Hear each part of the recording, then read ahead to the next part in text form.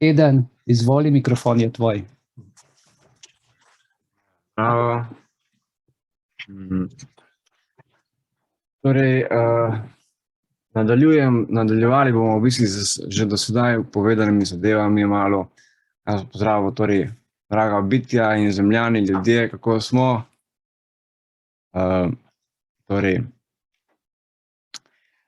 Imamo torej prvi pa drugi prihod Kristusa, ne? Torej uvodni pa zdaj dokončni, ne? In ta čas, ki se je zdaj, torej, ki se je zadeva pacala, ne?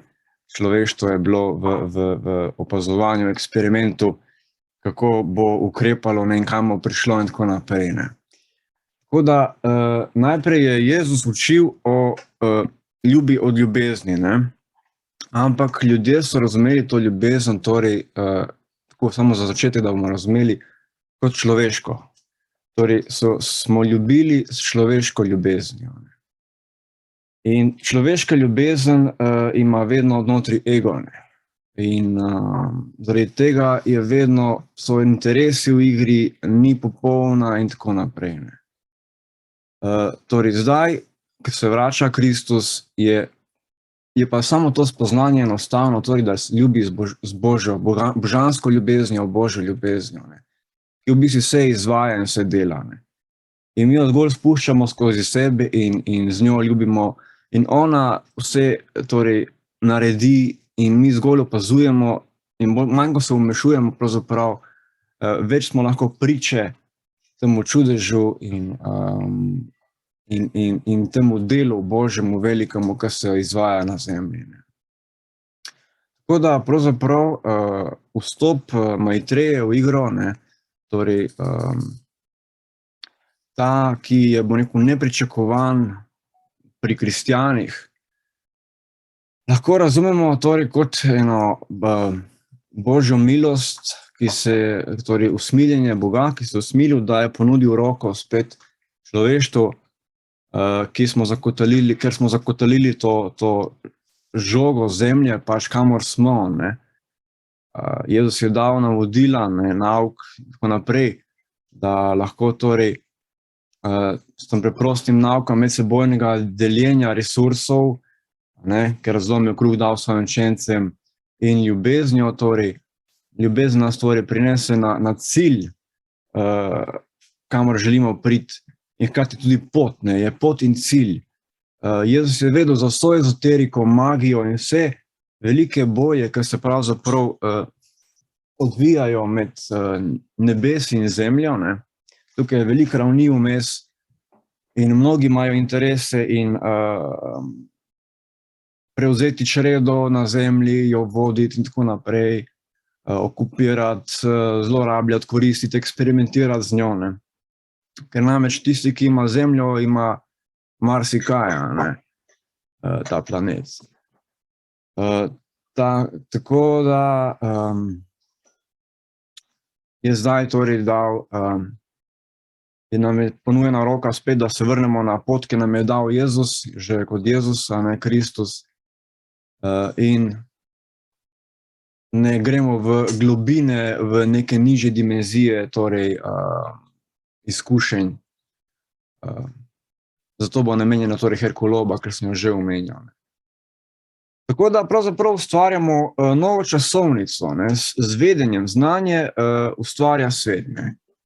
Čeprav je in znanje in svet oboje sta iluzija, ampak torej s znanjem ustvarjamo torej novo časovnico, kako se bodo stvari zgodile naprej na zemlji, ne. In torej prerok ima vizijo in ko jo on položi v eter, na zemljo, a ne, bolj in več ljudi, ki to začuti, verjame in tako naprej, bolj se torej uresničuje torej ta neka časovnica, ki jo je prerok postavil, ne.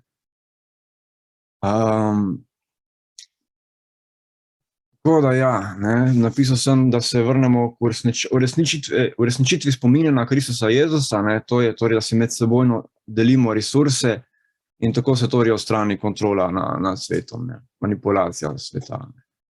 Potem imam en drugi naslov, imam torej šahovnica sveta. Ne, torej, življenje na zemlji je kot šah. Zato je dobro vedeti šah, dobro igrati, ne. Ampak više, ko gledamo šahovnico, ne, bolj se vse temne čepice pretvarjajo v bele, ne. Tako da na višjih nivojih, ko gledamo, smo v bistvu vsi beli oziroma vsi angelski in tako naprej. Bolj, ko se spuščaš doli v dualnost, dlje od vira, ne, navzdol, bolj je, bo neko, torej polarnost močna in ta napetost in razkoli in te izkušnje, ne. Tako da v dualnosti torej obstajajo torej sile materialnosti pa sile duhovnosti. Torej, sile materialnosti, njihova funkcija je, da pravzaprav združujejo materialni vidik. Zdaj, če se zgodi, da človeštvo zaspi, da pride omotično, ne, hipnotizirano od materije, ne, zakon materije je inertnost, ne. V tem, tedaj se torej sile materialnosti, ki prestopijo na stran, torej sile duhovnosti, sile materialnosti. In ko človek zaspi, se sile materialnosti, ko pride na stran življenja, takrat se one manifestira kot zlo, ne. Drugače niso zle. Zato je pač na mestu buditev, da jih damo spet na svoje mesto, gospode materije, in da življenje vodi sile duhovnosti ali evolucije, ne pa involucije. Torej, materialnost predstavlja koristnost, duhovnost predstavlja bistvo, bistvenost. In tukaj torej Kristus, ki je vstopil v igro, ne, prinese torej tretjo stranko, ne, to je stranka mojstrstva oziroma ravnotežja med svetlimi in temnimi. Torej, Kristus opazuje, ni svetlih niti temnih, on je nevtralen vmes in skrbi za ravnotežje in lep cikel ognja in vode, ne, vrtenja, ne. Tako da torej imamo službo, če služimo materi, je koristno, ne, torej služimo zase, za individualnost, za denar in tako naprej. Če služimo očetu, služimo kolektivu oziroma skupnemu višjemu dobremu za duhovne namene. Torej očetova pa materina služba, ne. Kaj naj bi bila torej v balansu, ne. Tukaj potem se poraja še, se ljudje vidim, da se čudijo, kako je mogoče, ne, oziroma ne verjamejo, da injekcije da so dejansko takšne stvari na zemlji dogajajo, kakor se nekateri teoretiki zarote pravijo, torej v narekovajih teoretiki zarote, da se dogajajo, ne. Človek, ko ima zaprto srce, in je traumatiziran, takšen človek ne čuti. Potrebo ima po temu, da nekaj občuti življenje, da čuti premik, da se ga zazna, da se ga vidi. In v takšnem primeru človek torej je sposoben marsikaj, ne. Tudi sam sem bil takšen in hladnokrvno lahko človek ubija in karkoli, ne, izvaja, ne. Tako da bomo vedeli, od kje je izvor torej te adrenokrom mafije.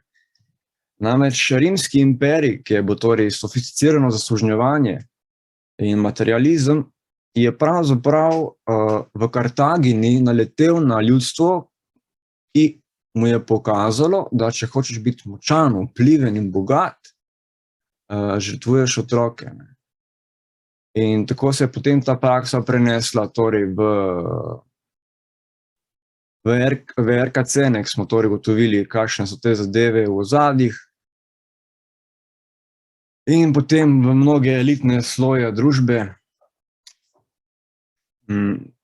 Ampak torej, mi imamo torej predstave, ne, torej kot na avtu imamo tudi v življenju predstave, prva, druga, tretja, četrta, peta in tako naprej, in vsak bo nekako dosega do neke predstave, živiš na neki predstavi in menjavaš te predstave.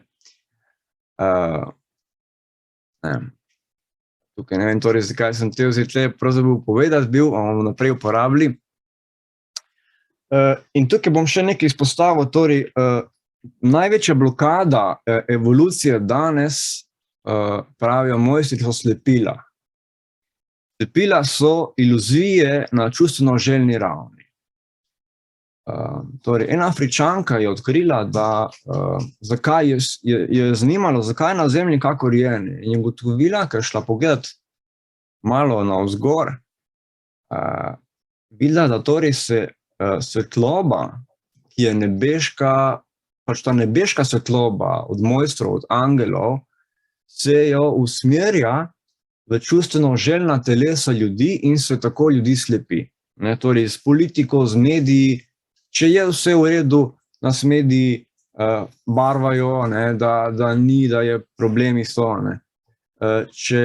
Če so problemi, nas mediji barvajo, da je vse normalno in kakor treba, da je.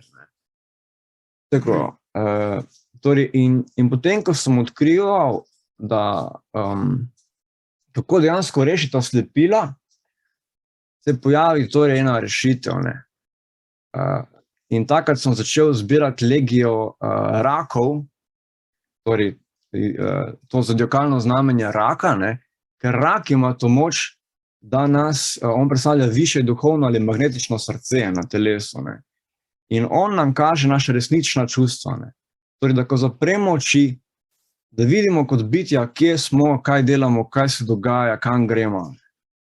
Da ne, da verjamemo tisto, kar nam svet pravi, kako je z nami, kaj čutim in tako naprej, ampak kar je v nas sami. Kaj sami zaznavamo, vidimo. Tako. Torej, raki porežejo lažne nitke in se s tem osvobajamo. Tukaj sem izpostavil na daljnih točkah tega poglavja tudi eno besedo, ki je zdaj aktualna, voliti. Vsaj dve besedi sem našel, ki so bile zasežene ljudem, da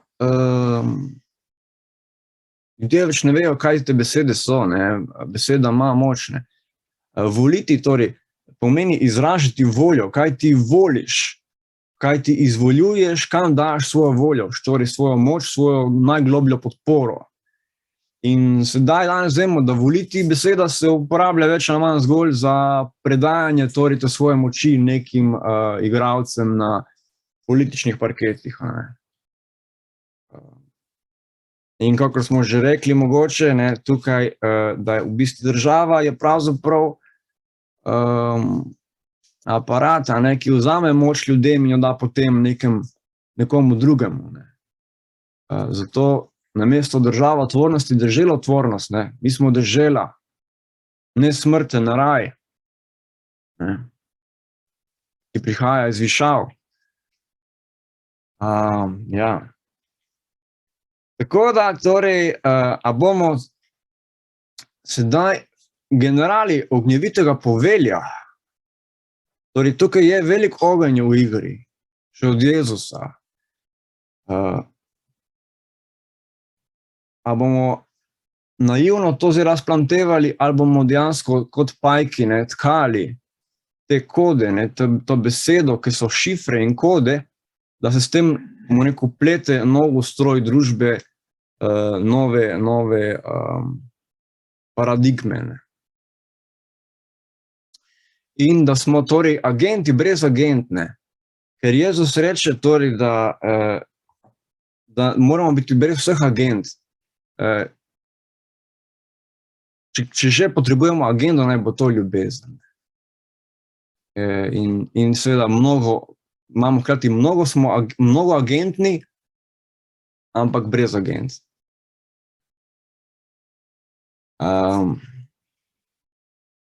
Bom pa tle še malo kaj naprej povedal. Ja, ta malo bolj zahtevna tema,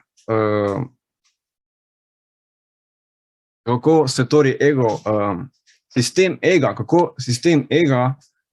uporabljati in s tem trenirati lastno mojstrstvo. Torej smo rekli, ego še prejšnjič je zgrajen ali pa uporablja 10 orodij, tipk, na katere igra, upravlja življenje. Torej ego je kot nekakšen politik, papež. In torej, ko te gumbke, teh 10 teles uporablja funkcij, ampak se z njimi več ne istoveti, se jih ne več lasti, zavest premakne, bitje postane v zavesti mojstra. In lahko pride in gre po svoji volji. Tako da smo rekli prvi, to sem že prejšnji začel, bomo zdaj dokončali to temo, ker pravzaprav to je najmočnejša orodje, kar jih poznam in sem jih razvil. Torej, najprej imamo modrost in znanje.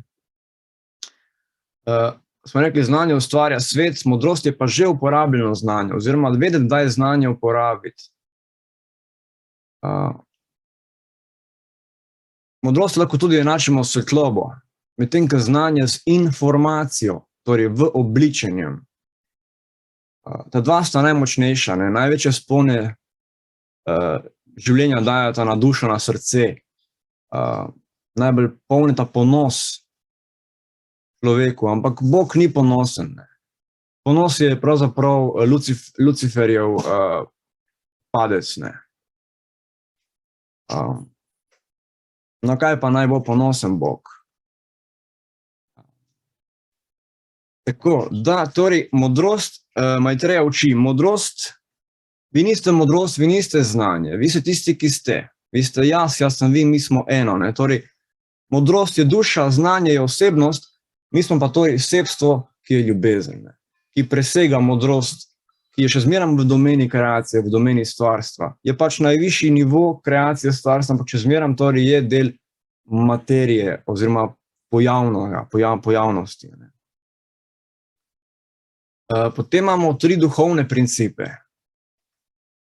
Prvi princip, recimo, je to Brahma princip ali princip misleca, filozofatorja, kreatorja, če hočete očeta. Torej, v tem principu, ko nas ta princip obvladuje, lahko postanemo filozofi. Vendar smo lahko pol ujeti v teh tvorbah misli. Imamo drugi princip, princip Šiva Šakti princip, to je vzhodna cerkev, kako rečeno, vzhodna cerkev pride k nam, torej v Bibliji, na Apokalipsi. Ali princip energizatorja, kanalizatorja. Šiva Šakti princip, torej v tem principu človek lahko izvaja čudeže, ampak lahko izpade odmaknjen ali pa prazen pred ljudmi. Potem imamo tretji princip, ki je srčni Bog, torej imamo Sveti Duh, zdaj imamo pa še srčni ali sin, Višnu princip. V tem principu človek lahko daje v obilju, lahko rata celo svetnik. Ampak tudi to je lahko past uma. Ker dobrota je silota reči, oziroma mojster je svoboden, lahko je svetnik, lahko pa je čisto popolnoma svobodno bitje. Tako, če se navežemo na katerikoli od teh 3 duhovnih principov, bomo zabredli v čarovništvo. Zato je torej tako pomenila ta praksa nenavezanosti, da vse, kar delamo občutka nenavezanosti in počasi osvojimo. Preko z dneva v dan in gre počasi. Ni lahko, ampak je umetnost. Ja. Potem imamo naslednja orodje ega je energija. Torej energija, če si jo energijo lastimo ali se z njo istovetimo, energijo lahko tudi rečemo moč ali duh. Torej, če se bomo lastili zase, energija mora neprestano teči in pripada najvišjemu, ali pa našemu sebstvu. Če se bomo z njo istovetili, bomo izkusili kvarne sile. Tako da kopel za energijo je zavedanje, zavest. Da se zavedamo in da se zavedamo, kaj naša energija okoli nas počne. S tem jo umivamo. Kako je kopel za nenavezanost in za telo voda. Potem imamo sile življenja. Sile življenja, če se bomo istovetili s silami življenja, nas bodo uničile, ker pripada spet najvišjemu in torej smo spet v dualnosti, ne? Torej smo rekli, smo tretja stranka, ne? Torej, lahko jih pozivamo, kličemo sile življenja v igro, ampak torej smo svobodni. Potem imamo razmišljanje. Razmišljanje je torej proces, ki se odvija med kreacijo in kreatorjem. In če se istovetimo z razmišljanjem, v eni fazi lahko doživimo trenje, ki se dogaja torej v tem procesu. In zato torej Homo sapiens kot misleči človek je v bistvu avatar Homo luminusu, torej duši, ki je v ozadju in opazuje Homo sapiens, kako Homo sapiens razmišlja, ne? Preko njega misli, opazuje njegove misli, ne? In je v ozadju svobodna duša. Ne? Opazuje miselne tokove, kaj se dogaja z mislimi in tako naprej, kaj se kreira in je svobodna procesa. Potem imamo ideologijo. Torej, če se navežemo na ideologijo, bodi se to komunizem ali demokracija, to je strup za ljudi. Tako da svobodni vseh ideologij. Ne. Celo rečem raja, ne. Čeprav raj je itak že transcendenten. In potem imamo še recimo božanskost samo. Majte reče, pojdite za vodo nenavezanosti in boste videli, kaj je resnično božansko. Ne. Ker če smo torej mi nenavezani, lahko izkušamo in božansko in človeško, ki predstavlja torej svobodno hkrati. In nismo nek vzvišen guru oziroma nek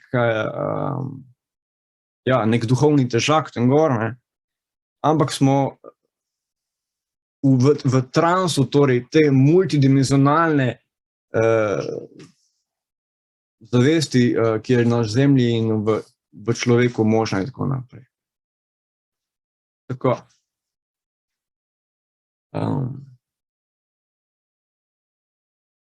Potem naprej sem govoril torej tej moji tehnologiji modrosti, ki je torej upravljanje ekosistema. Torej ne egosistema, ampak zdaj imamo ekosistema. Ekosistem je nek primarni in ultimativen sistem, ki je bil dan človeštva od začetka, torej industrija, tovarna, živa od Boga, dokler se torej človeštvo pač ni zmešalo in začne umetne tovarne in tako naprej. Ampak torej tovarna, živa sistem je zgrajen iz kraljestev ekosistema, ki ima vsako svojo funkcijo. Recimo rastline so strojna oprema, mašinerija, proizvajajo kisik, listje, CO2 predelujejo, plodove, les, transmisijo samo izvajajo, sidranje raznih kvalitet duha, recimo lipa prijateljstvo in tako naprej. To je bilo skoraj že malo preveč za danes. Pa povemo, bomo še daj drugič malo bolj podrobneje mogoče. Torej rastline, hrano nudijo, ne, mi imamo najglobljo usodo, imamo ljudje z rastlinami, ne, ker tisto, kar mi izdihnemo, one vdihne in obratno. Zato indijanci pač pravijo, da naša dokončna usoda je z rastlinami. Potem imamo recimo bakterije, so programska oprema, programi, telo astrala bi lahko tudi rekel. Potem imamo gljive, so splet. Imamo živali, ki so profesionalci, strokovnjaki tega ekosistema, opremljene z raznimi močmi, znanji, orodji, čekani. Vsi največji učitelji so se v končni fazi od živali učili. Ker one so tiste, ki so res prizemljene in integrirane s planetom.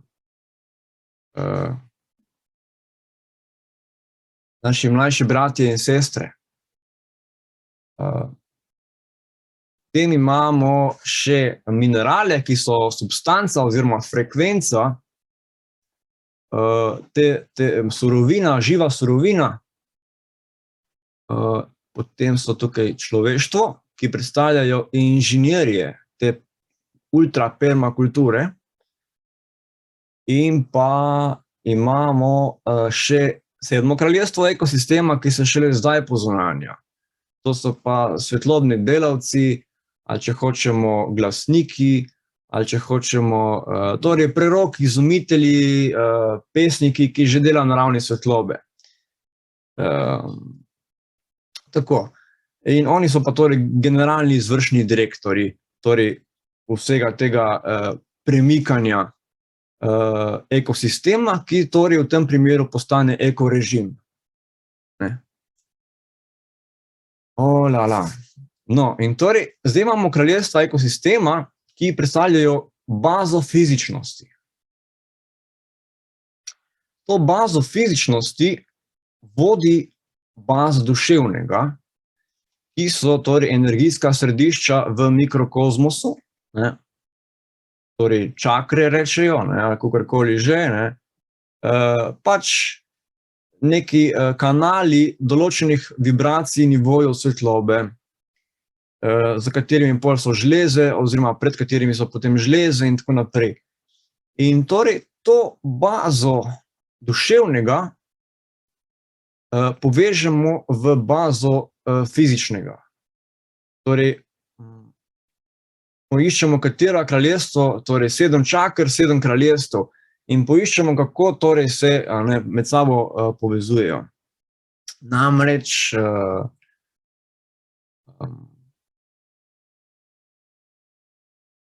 kaj sem hotel še nekaj tle povedati, torej, čakre, torej obstajate jogijske uradne fizične čakre, ali pa bomo rekli tudi osebnostne čakre. Potem obstajajo kozmične čakre od Allaha, Manu Allah Gobi, ki je imel funkcijo svetega duha v času Mohameda. In potem imamo tle še 3. čakre, ki lahko tudi rečemo svete čakre ali nebeške čakre, ki so malo drugačne na sporedu, ampak se mi zdijo torej najbolj resnične. In torej, potem pa gremo torej iz baze duševnega, gremo pa še v bazo duhovnega, torej smo rekli vse o trojicah v vesolju. Duhovno pa je zgrajeno, torej baza duhovnega pa je zgrajena iz 7 glavnih duhovnih vrednot.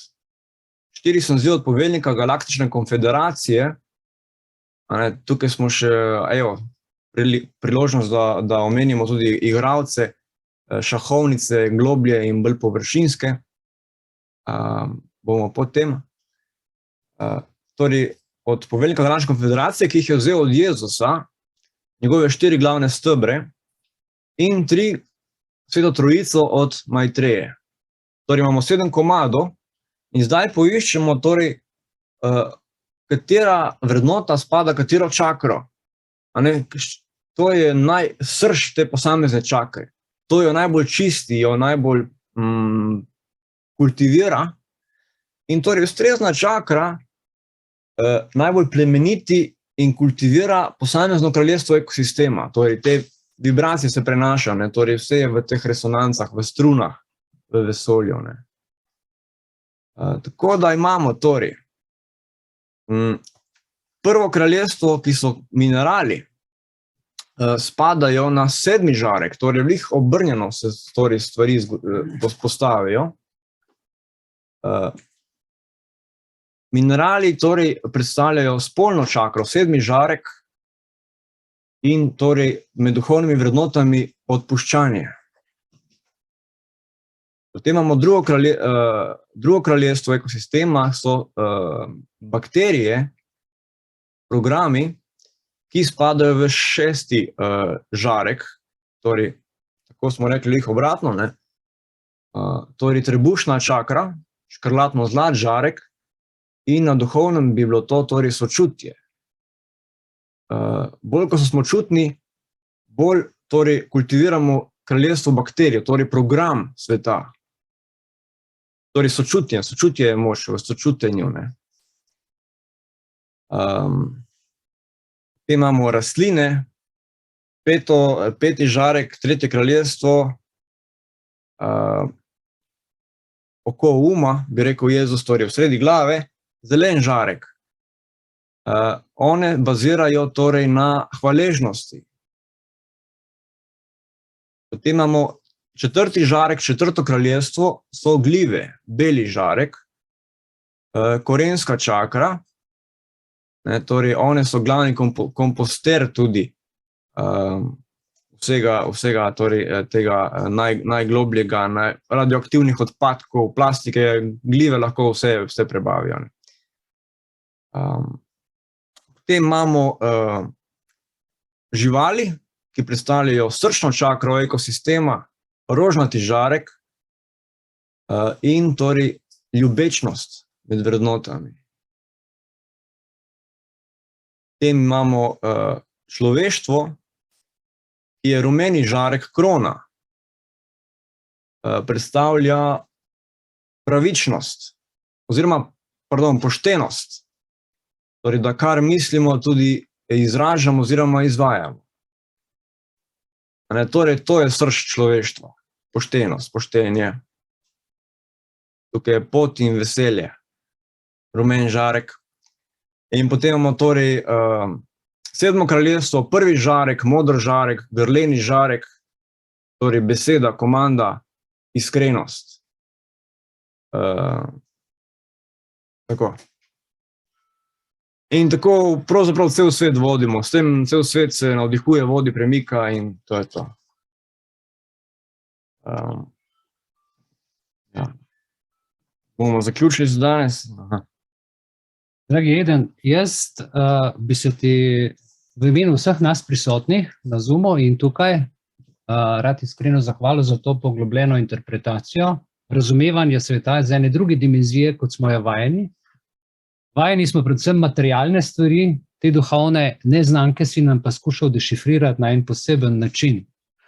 Ko si govoril, mi je bilo meni najbolj zanimivo en spomin, en preblisk me je preletel iz študijskih let, ker sem študiral te stvari, in sicer stavek pokojnega doktorja Antona Trstenjaka, ki je rekel, da je magija enako tehnologija. In potem je dal primer. Predstavljaj si, da si na igrišču, kjer balinajo. In se vržeta majhna kroglica, a ne? Potem pa so tam trije možakarji in kdor bo bliže ono veliko kroglo vrgo, a ne? In prvi pač vrže, kakor vrže. Pa drug vrže, pa malo premalo vrže, potem pa z rokami še malo potiska, a ne? Pa daj, pa pej, in proba to poriniti, ne? Mislim, gre ali ne gre, kakor ne gre. Če pogledaš danes to tehnologijo, a ne, se to da vse daljinsko vode. Danes je to so čisto druge stvari. Tako da najprej človek poskuša v mislih, potem pa to pretvori v neko... Vse gre. Ja, no, hočem reči, da današnja tehnologija, a ne, je tako napredovala, da postaja dejansko magija nad nami, ta nadzor. In to, kar si ti danes povedal, je osamosvajanje duše, telesa, srca in svoje volje. Tako da hvala ti za ta pouk. Hvaležen in se priporočamo še za kakšne tvoje globoke nauke. Hvala. Hvala.